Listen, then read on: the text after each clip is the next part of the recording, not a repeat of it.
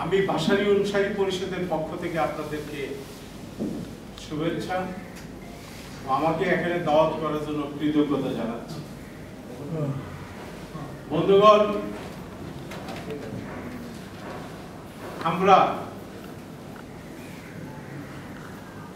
17 বৎসর একটি ফ্যাসিবাদী শাসনের জাতাকলে পিষ্ট ছিলাম।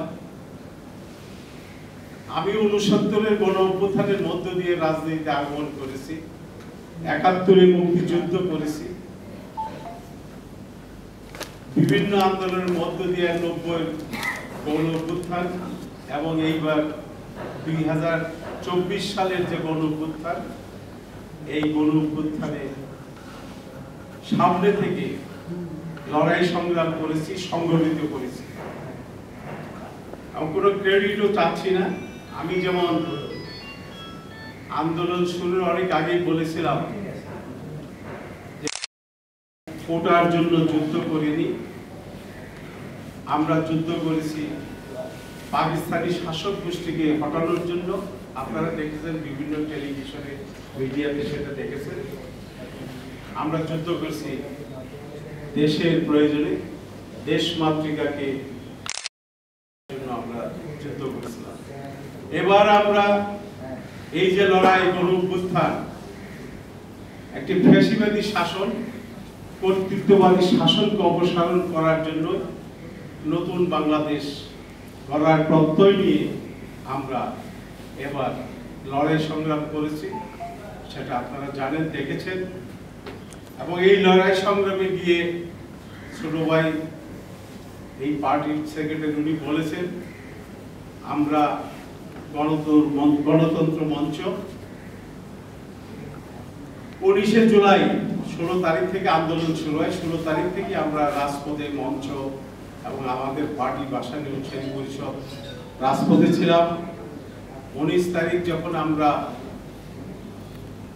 মঞ্চের প্রোগ্রাম শেষ করে আমরা প্রেস ক্লাব অভিমুখে মিছিল করে যেতেছিলাম, দেখলাম আমাদের সামনে 3 স্তর বিশিষ্ট পুলিশ এবং একটা সাদা গাড়ি।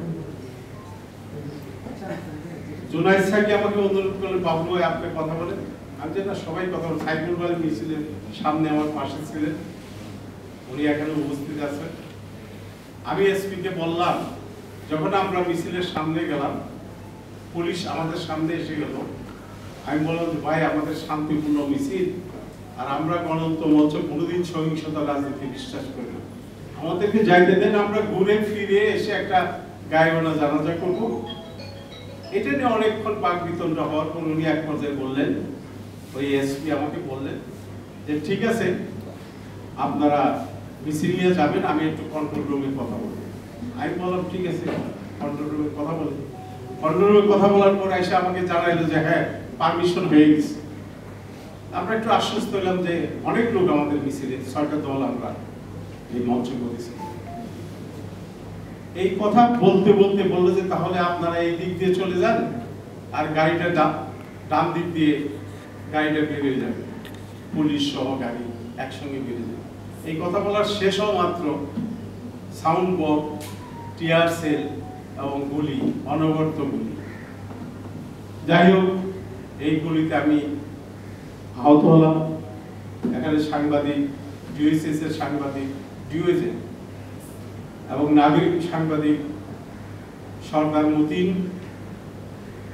যে ছেলেটি প্রথমে এসে আমাকে ধরেছিল সে নাগরিক ঐক্যের কর্মী মান্নাবে কামরুল, ও এসে প্রথম ধরলো, তারপরে সরদার মতিন গিয়ে ধরলো, মাসুদ প্রেস ক্লাবের সাংবাদিক ও গিয়ে আমাকে ধরলো যখন আমি মাটিতে পড়ে গেলাম।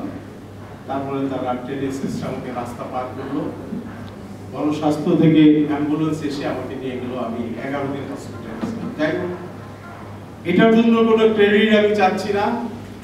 আমরা 71-এ মুক্তিযুদ্ধ করেছি, আমার সার্টিফিকেট আছে, আমি ভাতা পাই, এটার জন্য আমরা যুদ্ধ করিনি। এখনো কোনো সুবিধা নেওয়ার জন্য আমরা এই লড়াই সংগ্রাম, আমাদের একটাই লক্ষ্য ছিল এই ফ্যাসিবাদের মূল উৎপাদন করা হবে। এই ফ্যাসিবাদ যেন আমাদের মঞ্চের কর্মসূচি আপনারা দেখেছেন, আমরা আপনাদের মাঝে দিয়েছি আমরা এমন একটি দেশ গড়তে চাই, আমাদের এমন কর্মসূচি যে ভবিষ্যৎ প্রজন্ম আমরা দিয়ে যেন কবরে ঘুমাইতে পারি, পৃথিবী থেকে যখন বিদায় নিব, এমন একটি ব্যবস্থা আমরা করে যাব যে ব্যবস্থার কারণে ভবিষ্যৎ প্রজন্ম এসে শান্তিতে তারা তাদের জীবন যাপন করতে পারে।